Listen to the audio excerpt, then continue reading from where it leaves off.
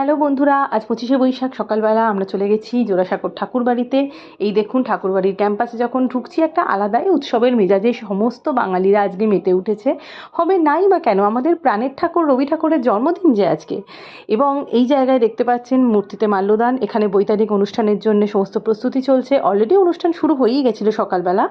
আর আস্তে আস্তে আমরা ভেতরে অন্দরমহলে প্রবেশ করি, যেখানে মিউজিয়ামে কবিগুরু এবং তার পরিবারের সবার ব্যবহৃত আসবাবপত্র সমস্ত কিছু রয়েছে, যেগুলো সত্যি একটা বাঙালির কাছে একটা থ্রিলিং ব্যাপার। যেখানে কবিগুরুর শয়নকক্ষ থেকে শুরু করে শেষ সজ্জায় ওনাকে কোথায় রাখা হয়েছিল, সমস্ত কিছু ইনক্লুডেড। এবং আস্তে আস্তে আমরা এগুলো সমস্ত দেখে ফেরার সময় সুন্দর একটা ঠান্ডা ম্যাঙ্গো লস্যি খেয়ে তারপরে বাড়ি ফিরি। আজ এইটুকুনি, টাটা।